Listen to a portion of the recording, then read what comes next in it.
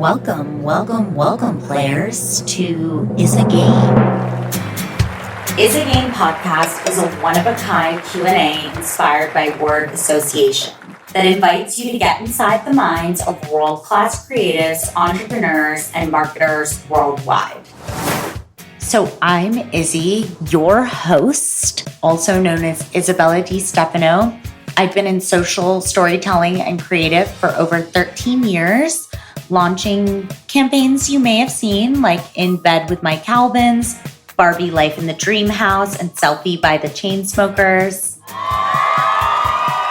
And I am thrilled to introduce you to one of my best friends, a community builder, PR goddess, Savannah Engel. Without further ado, please introduce yourself. Hey y'all, it's Savannah. Happy to be here. So Savannah, explain your job to me like I am a 7-year-old. Well, first tell me your title and then tell me what your job is. I don't even know my title. I think I'm CEO, founder. I don't know. I didn't even know what to name it at first. I sat there overwhelmed. Anyway, so what I do is I sell dreams that sometimes come to fruition and sometimes don't.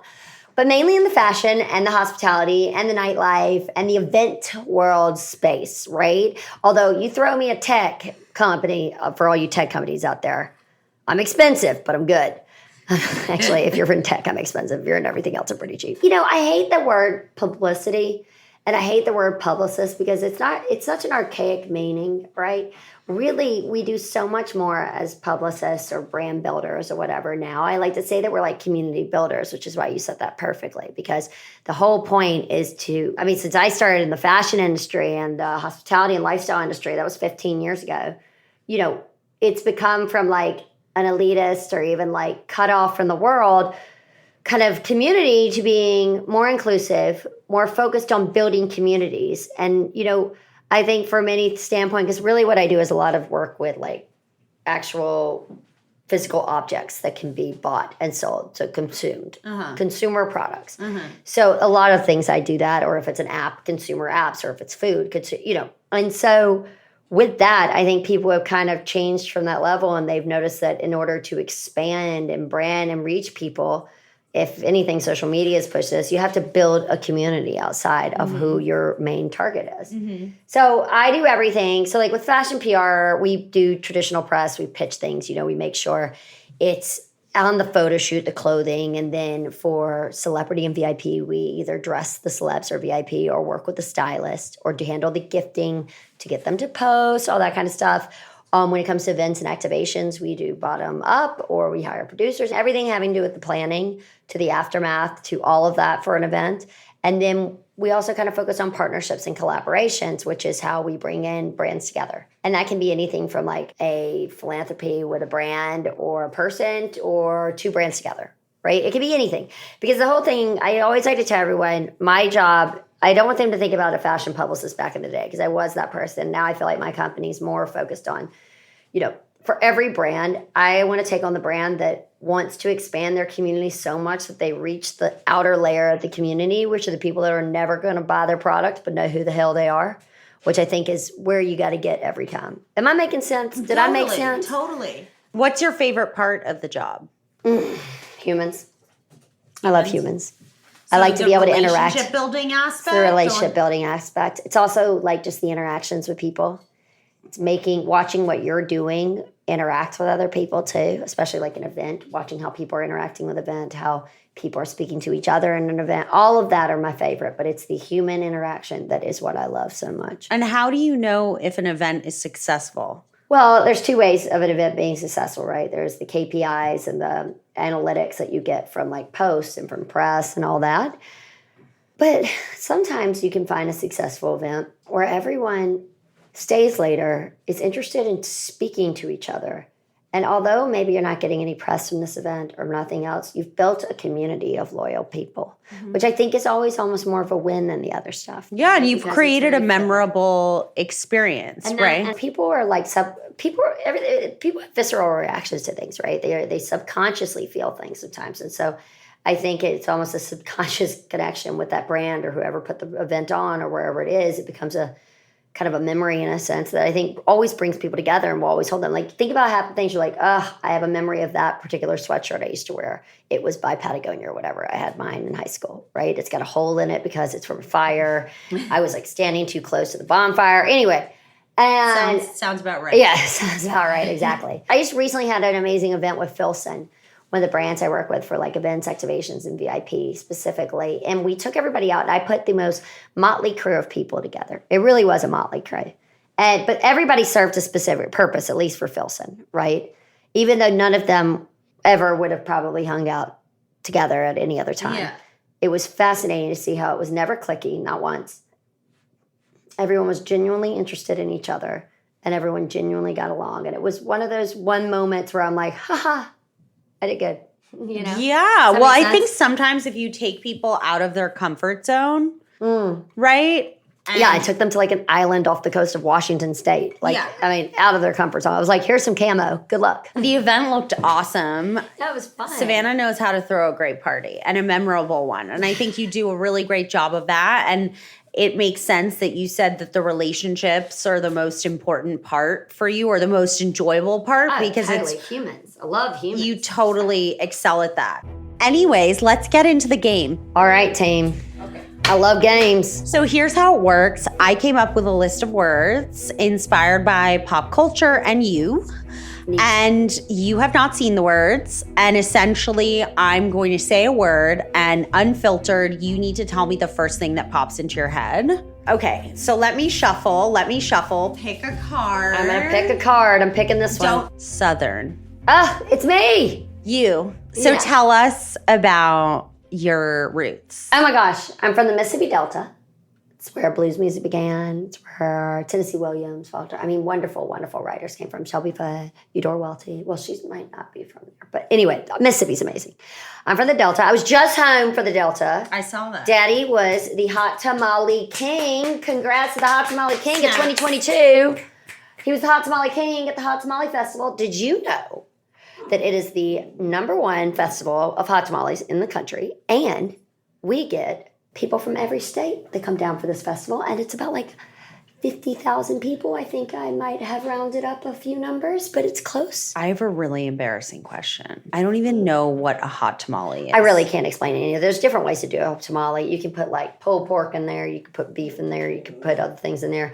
You can do cornmeal. You could also do it another way. Anyway, y'all, it was pretty bad. I ate 32 hot tamales in one day. 32? I know. I don't know what happened. All of a sudden, I mean, we were there from like 8 a.m. Daddy had to ride in the parade. So we were there so early. And then the hot tamales were ready by 11. Well, by 4, I'd already eaten like 8, 9 hot tamales. So I had to try everybody's hot tamales. And then there were more hours and more hot tamales. I don't know. I don't know. It's like I blacked out and there were hot tamales gone. And I had 2 funnel cakes and I had pork skins. Jesus. Pork skins, y'all, are fried pig skins. And then you put barbecue Tracy and everything. Anderson would not approve I'm like foul. I'm a foul creature right now. I can't. Let me ask you this. What does it actually mean to be the hot tamale king? Like, please. Oh, the whole Delta votes on it because he's done so much philanthropy and stuff. For hot tamales? No, for the region. But what does that have to do with hot tamales? Well, it's a festival, so you honor the people that are the kings. Okay, so this leads me to my next question. So tell me more about that. Because, like,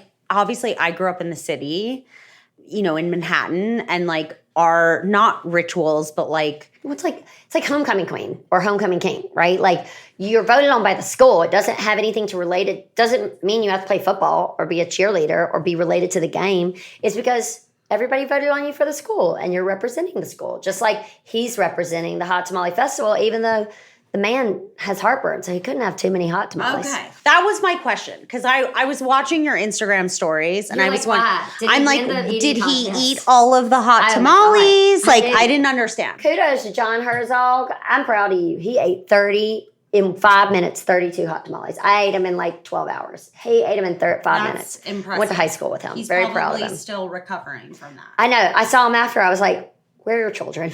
Could somebody take you home? So were you prom queen? I was on homecoming court, and then I was on homecoming court in college as well. and what values from that experience and just growing up in Mississippi, how do you think that influences the way you do business today? Because for someone like me who grew up, I mean, I grew up in Manhattan, I went to NYU, I didn't really have a campus experience. So like these sort of rituals, the wrong word, but like these traditions, thank you. Yeah. Like the hot tamale king and the homecoming and stuff are like a little foreign to me. So how do you think that these traditions influenced your values as a business person today? That's a good question. I don't know. Because I think, to be honest, what's pushed me as a business person is more of my personality and my love of people.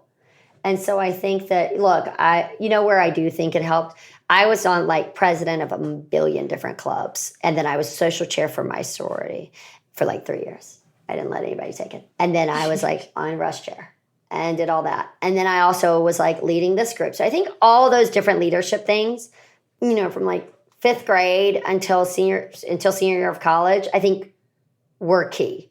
Because I kind of recreated that when I first got to New York. I was always throwing the fraternity and sorority parties, making sure we had enough kegs, making sure we had enough ice luges, making sure they were in my backyard sometimes. But when I first got to New York, there was a group of us, and I thought it was so silly that we're all in this industry together in fashion. And this is when I was solely in fashion. I was at Michael Kors, and I was like, we're all assistants. We're babies in the city. I know some people from internships, but I'm talking to these people on email every day, which is so not...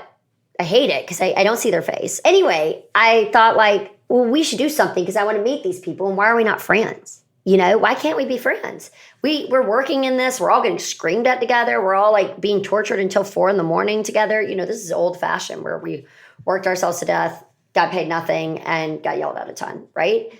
So I was like, let's throw a party.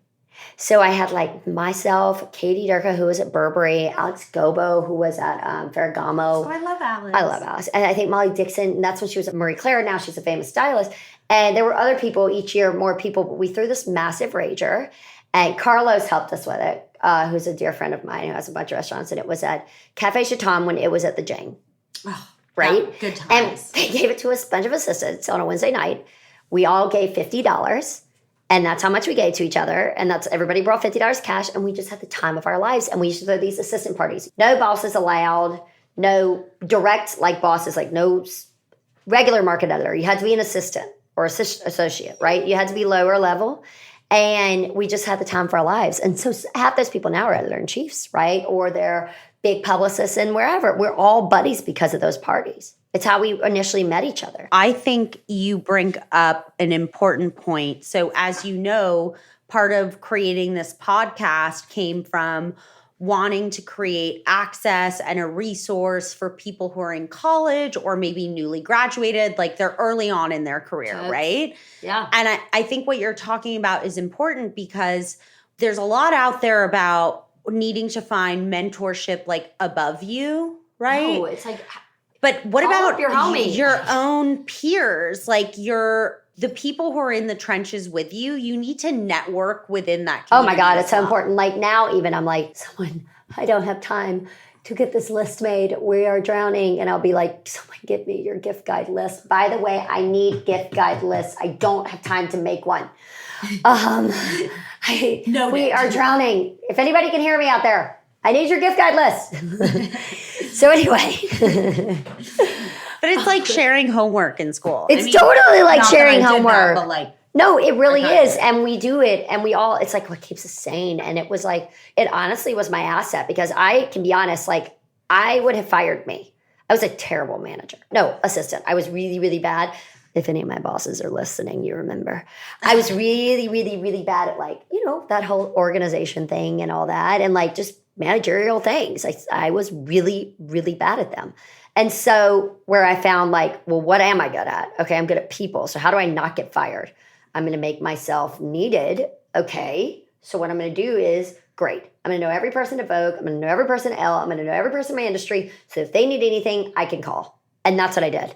Where Michael would call me, Kors, and be like, hey, get Savannah to call Vogue and find out what's going on here. And I would do it. Right. And that's where I became like, not fireable. Yeah. So like just because you suck at one thing in your job, there's always a way to find a way to not be fireable. You just got to figure out what else you're good at and make yourself really good at that where they need you. Such an important point. It's like make yourself the MVP of something and invaluable and needed to your point. I needed. Where like I wasn't good at a lot, but I was figured that out. Yeah, you weren't necessarily like fulfilling the role exactly. I wouldn't say that. But you were making it your own by Totally. providing unique value in a different Totally. way. Like I would never get the spelling. I mean, still to this day, I can't spell to save my life. Well, first of all, you need Grammarly. I do. I have that. But do you have the paid subscription? It's like $200 a year. I'm telling you, it's worth every penny. But it makes me... fine, you're right. You know, I'm telling you. I have the cheap one. No, you've got to get the expensive one. I'm telling you. And for listeners too, Grammarly has like, it's really up-leveled my rating. Anyways, a lot of what you just said really, I think, speaks to a lot of what I'm trying to do here, which is like... build up the kids. Help the kids. And help the next generation.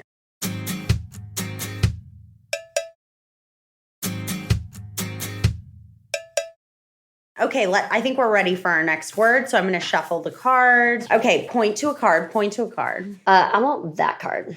Celebrity. Oh, No, what was the first thing? You thought about it. I love it because part of my company was built on celebrity dressing and celebrity. But what was the first thing that popped? When I say celebrity, what's... Bette Midler.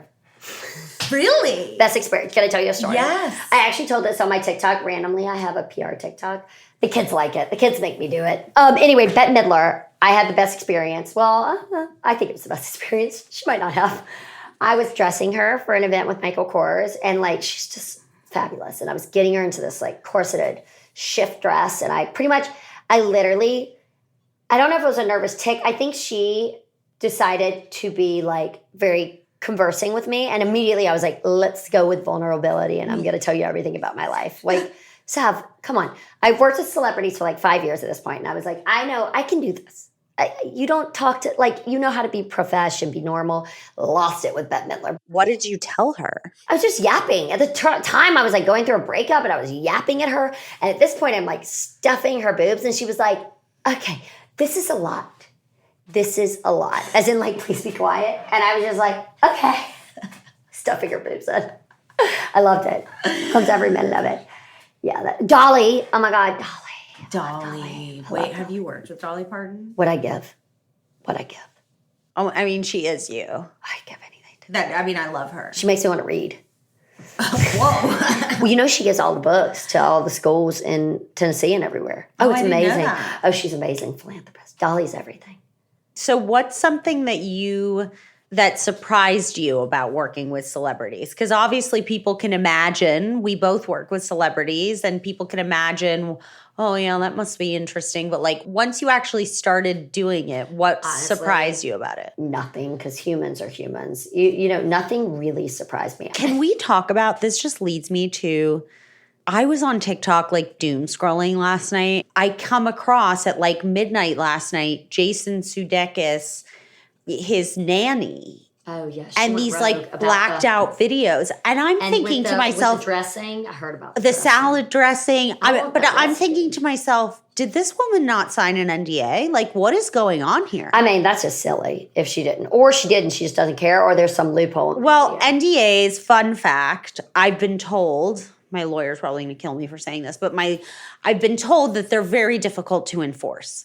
So it's more of like a formality. Yeah, they're hard to enforce. You can't really do anything. But I will say, and I'm sure you would agree with this, you have to be careful about, even if an NDA is not enforceable, well, it could be, but if it's hard to enforce, I think it's the right thing to do is to respect that person's privacy. Totally. Because But also you don't want to put other people off from working with you. Because if this you're like a generation's yapper. Totally different. But no, that's no why I'm offense saying to Gen this. Zs. I love y'all. Y'all are great. Buy the products I push.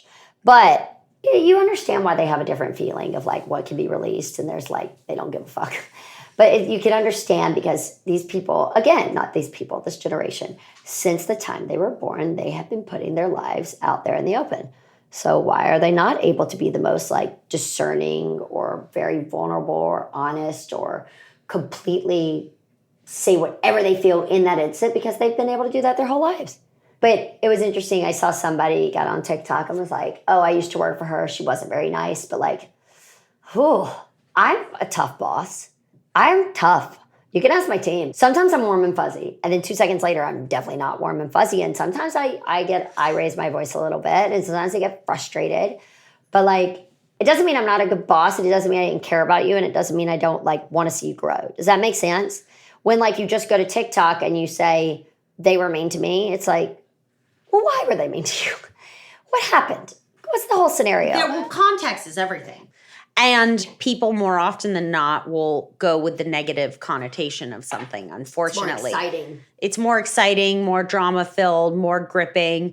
It's like subconscious. We like love it more. I can't remember who said this to me. It's probably why people used to like watch like, no, take that out. I was going to say like town hangings, but that's weird.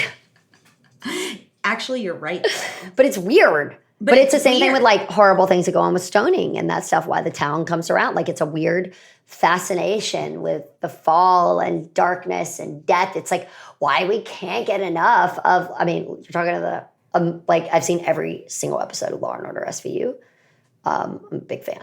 Big fan. But then also like give me true crime. It's like with a Dahmer, like everybody wants to talk about what's his face's new Dahmer. It's because it's like real dark and real fucked up. But okay, so you're kind of touching on hate watching, which is a new sort of, it's not a new phenomenon. It's always existed, but it's something everything's true crime. It's fascinating, right? Because people like, I think we're all a little dark under there. And I think, honestly, I think people like, we're going back to college. I did an interesting course on warfare and wrote my thesis on it.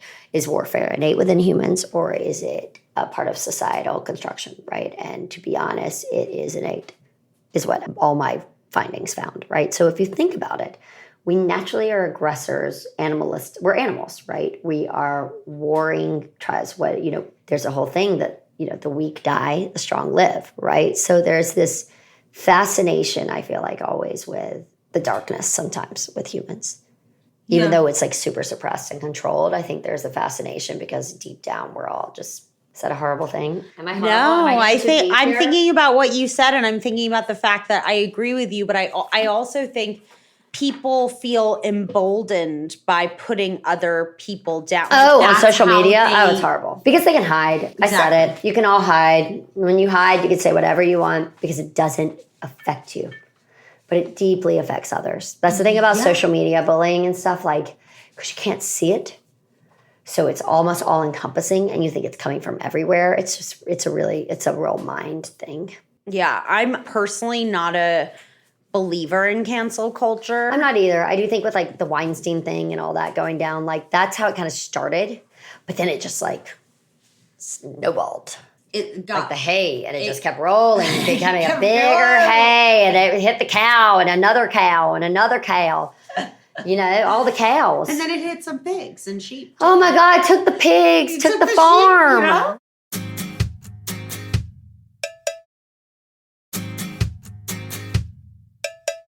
Okay, pick your next card. Your next word is fairly. What? That's next card. That's weird. I don't get. You have to tell me what came into your head. Nothing. It was blank. Fairly. It was blank. I also thought you almost said Farley. Then I was thinking of two people I named Farley. But no, fairly. Fairly, like it's fairly there. It could be whatever interpretation. Like my mind went to like, that's fairly right. That's fairly there. She's fairly pretty. Oh no, that's not nice. No, but that's actually why I chose the word. Is sparkly. like I was thinking about the fact that your personality, you're not really lukewarm about things. Oh God, I'm so blunt. You're like my own detriment. No, but I love that about you. I am too. Lord. I'm like so blunt, and I also am like so impulsive that sometimes, because I'm super ADHD, that I have this problem where I don't think before I say something, so it can come off harsh. But it's big heart. Big heart. Big heart. And I can totally relate to that. But the reason I chose fairly is because I was like, I wonder what she's like lukewarm about, if anything at all. Because I feel like it's not really her personality. So I was curious what that word made you think Name of. a subject and I'll tell you if I'm lukewarm or not. Mathematics. I think it's very important. But I'm not very good at it. So yes, that was a decisive one. Next. Okay. Mini skirts. I'm lukewarm. Really? Yeah, I've got a really bad, like I would wear them. I just don't. I like to cover my knees. I've got a bad knee injury, a bad scar. I like to cover it. Okay, do you think, this made my brain go somewhere interesting. So, sorry, Mom, but I'm just going to say it. So my mom recently, I like posted this photo or this video or something on Instagram, and I was wearing you know how like the schoolgirl aesthetic, like Yeah. mini skirt is kind of having a moment, like the Miu Miu Miu. Miu, Yeah. exactly. So I'm like into it, and I'm into like kawaii and like cute stuff. So I was wearing this cute schoolgirl inspired outfit, and my mom responds to my Instagram story and is like schoolgirl a thing right now? And I was like, yeah, it's a trend. And she's like, even for 34-year-olds? And I'm like, whoa, Mom. Whoa. But it got me thinking about, you and I are around the same age. Oh my gosh, yeah. So do you feel that in your 30s, like, do you feel there are things that you can't wear anymore? There's always taste is the thing. I think as you get older, you become a little bit more demure. The thing is, I'll be honest, I totally wear crop tops every day. The problem is I just don't have a good stomach. I can't get abs. No matter how hard tiny. No. I'm small. Like I'm small. Thank you, everyone. Thank you. Thanks, Tracy Anderson. Thanks, Tracy Anderson. But I don't have abs, right? I'm never going to have those cut abs. I'm just not. It's always going to be a little bit more, womanly says here. You don't want abs. I know, but you know what I mean. It's always going to be a little womanly. It's not flat. It cannot get flat. It will not get flat. And that's just the way my body's built. And that's okay. But like then I wear a lot of long skirts, but then I also do wear short things sometimes. I do have good legs. They're little chicken legs, but they look great now. And I've got good arms and other parts of my body. So but I think you show off the parts you do. I just will never be the crop top girl. And I know that. I've accepted. Is there like a trend you used to participate in your 20s that you feel you can no longer participate in? I used to wear a whole lot more eyeliner. Same. Oh my God, I used to look. But I just got back into it. Like I've been doing the lower lid recently. I just can't do the lower lid for some reason. I think it's the way I smile. I'm really squinty smiler. No matter what, I will have so much makeup under. It will not stay to save my life, no matter how waterproof it is. It's so annoying. I'm trying to think of what else is like a trend. Fun fact, Savannah is no. amazing at doing makeup. She's so good at it. I think it's because you're like a beauty queen at heart. Oh, what I would have given. Mom and Dad wouldn't let me. Miss America right here, ladies and gentlemen. Totally. Well, you know what's interesting? I'm going to Doha next week. And that's a place where I'm like, well, what am I allowed to wear and what am I not allowed to wear, right? Tell us about how you pack for that. I literally don't know. Because what people keep telling me is like, you have to be pretty covered up, fairly covered up, appropriate. I mean, American, so I can get away with it, but during the daytime. And then you can wear whatever you want at night. And I'm like, well, doesn't give me a lot to go on. Like, I'm still like, what am I packing? Why can you wear whatever you want? I still don't understand the rules. I don't know what's going on. I'm very confused. So I'm like packing like pashminas. It actually was now that I think about it was kind of like that in Morocco where you went to the souk and you definitely have to be like fully covered, but then there are like nightclubs. I know, and then you don't have to be. So I'm very confused by it. Anyway, it'll be hot as Hades, but it'll be fun. And then back to NYC.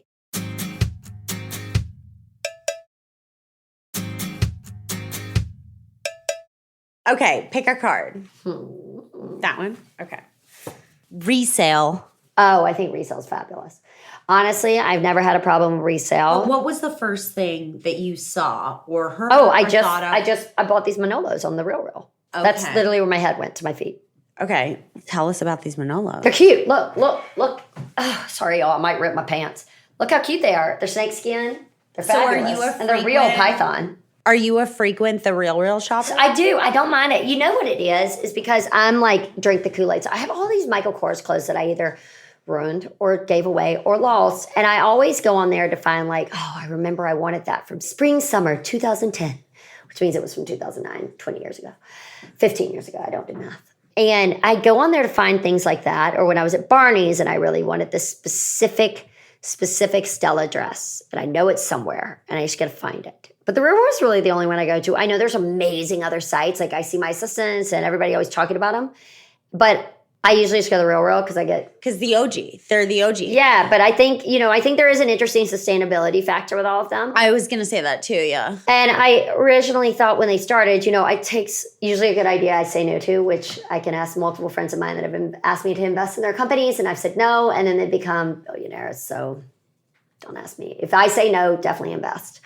That's a strategy. No, so I'm interested in it because I used to think this isn't going to work. But as the mindset came and as generational changes happen and as you're looking at a much more self-aware, planet-focused generation, I mean, it totally makes sense, right?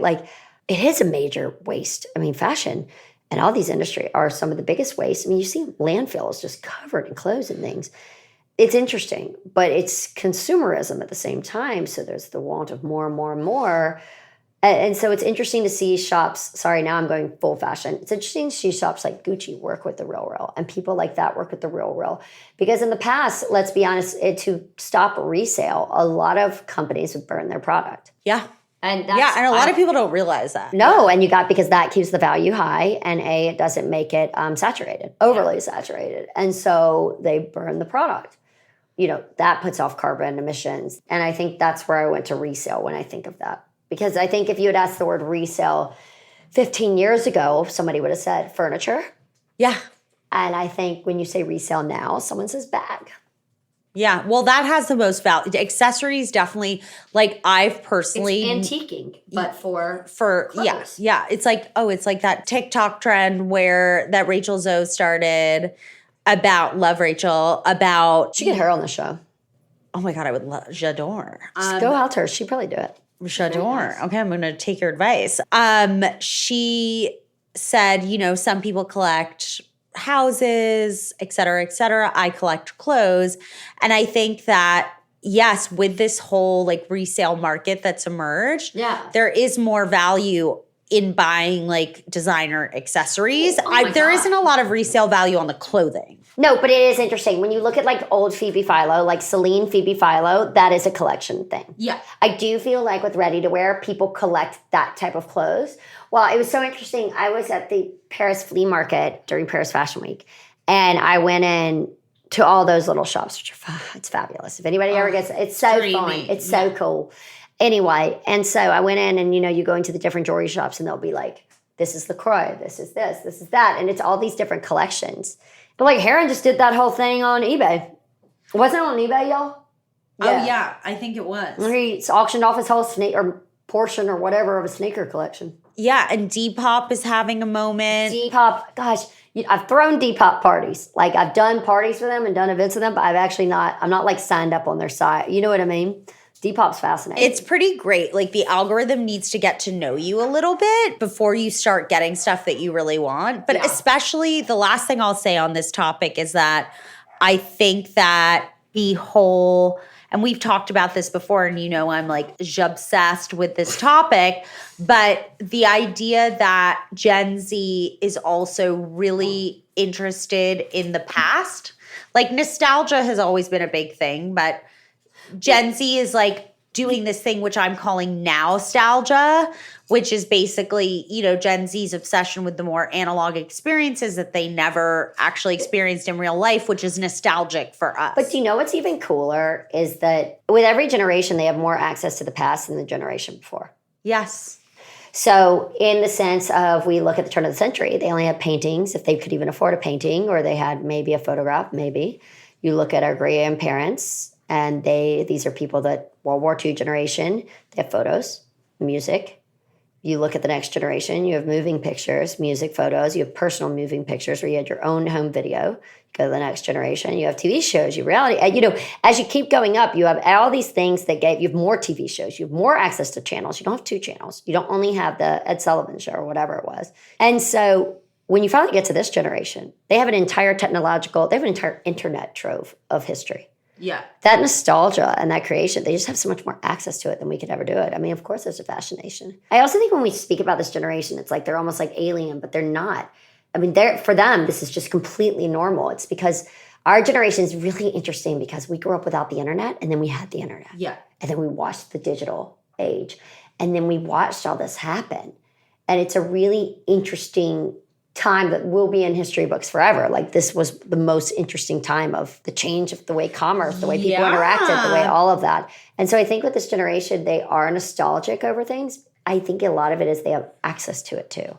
Yeah. And there isn't so much of a conflict between the analog and like the digital as there was during the transition to that. Think about it. They don't know how to work VHS, but like those VHS tapes were made into DVDs, which were then put onto the internet. So they still have access to those things. Yeah. And we saw the whole evolution of that. Oh my God, VHS. Oh my God. I miss VHS. Track tapes. My first car had an 8-track.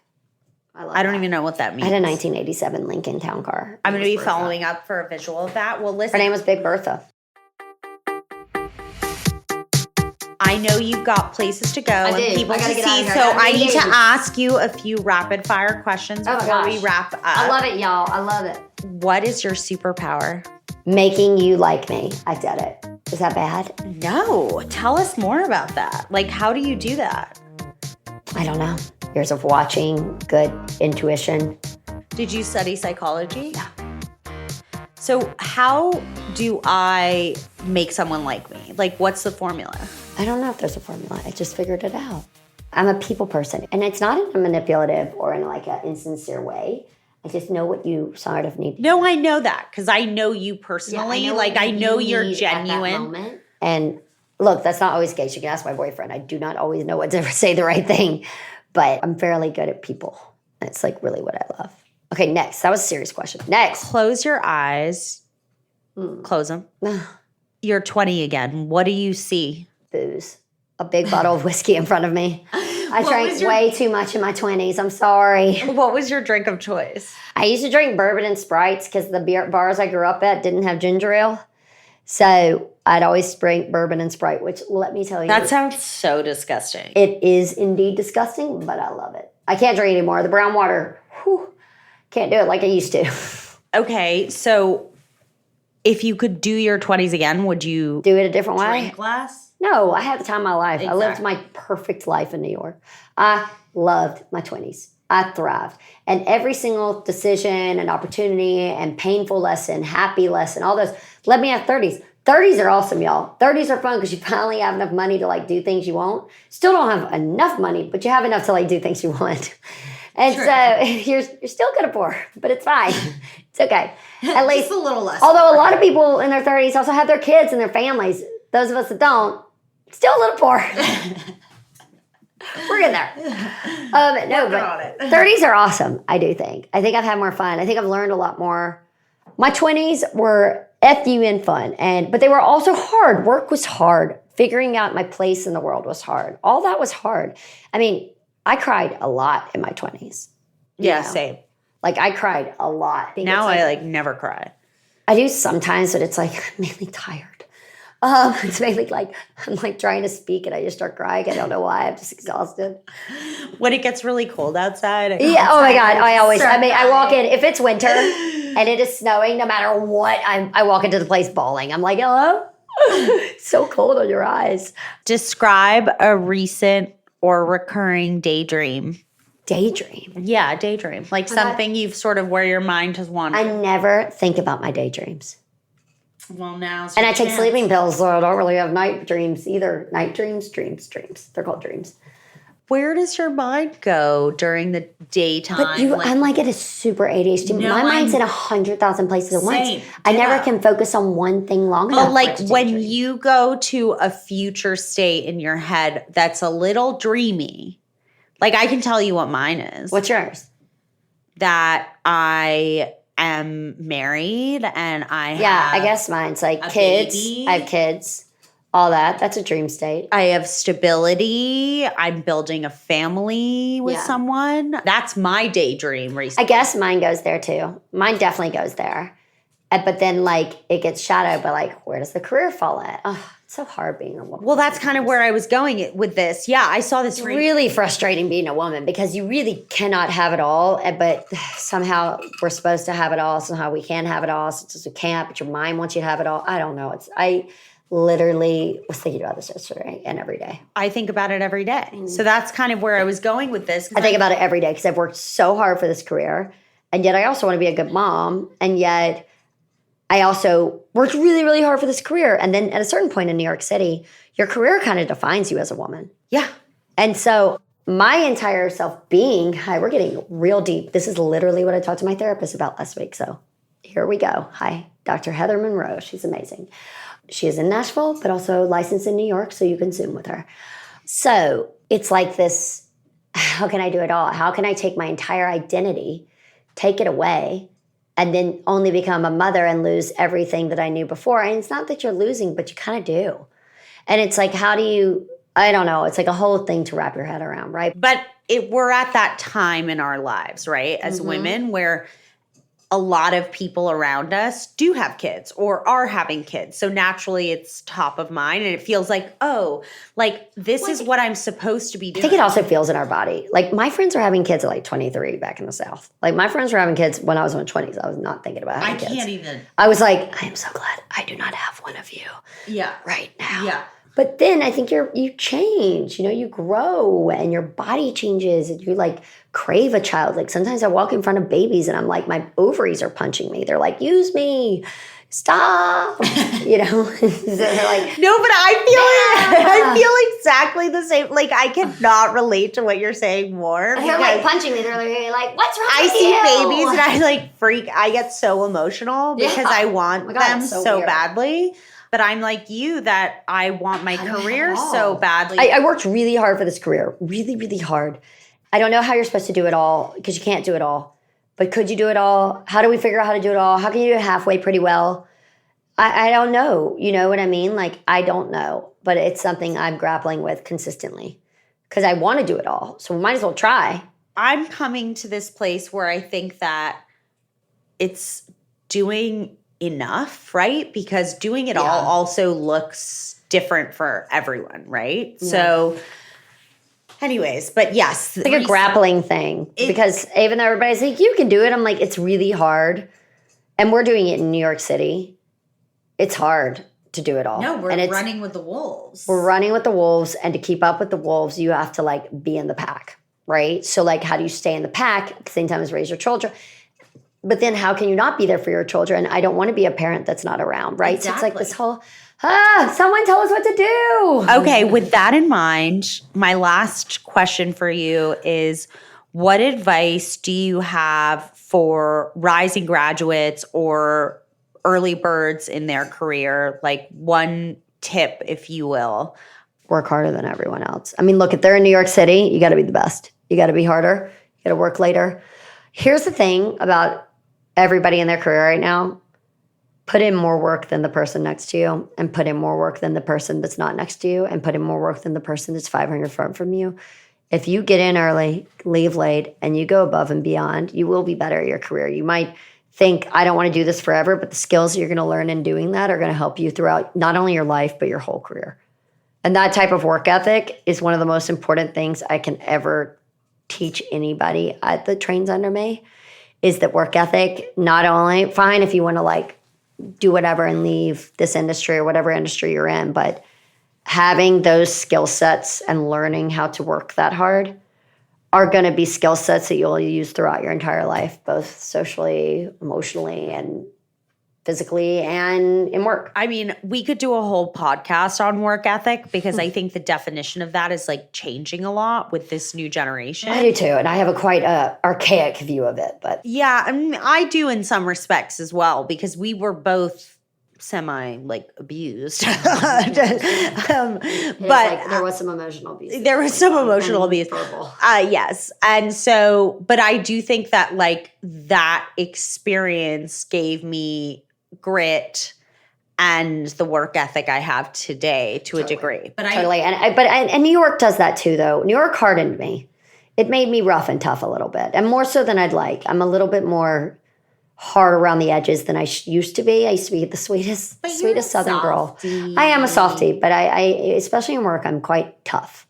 And I think that's also what I had to do to be good at my job in a way. I don't know. You're especially in the work that you're doing, you need to be tough. Yeah. It's hard. You kind of have to put your emotions, tuck them deep down because you're dealing with a lot of people with a lot of opinions. and those opinions can all affect you, and you just have to kind of go with your gut. 100%. Go with your gut. Thank you, Savannah, Love ya. much. Oh my God, I love you. Y'all, this was like a serious one today. Normally I'm funnier. No, I actually really valued this conversation. I think we had talked about a lot of important things. So thank you so much for taking the time to come into my little studio.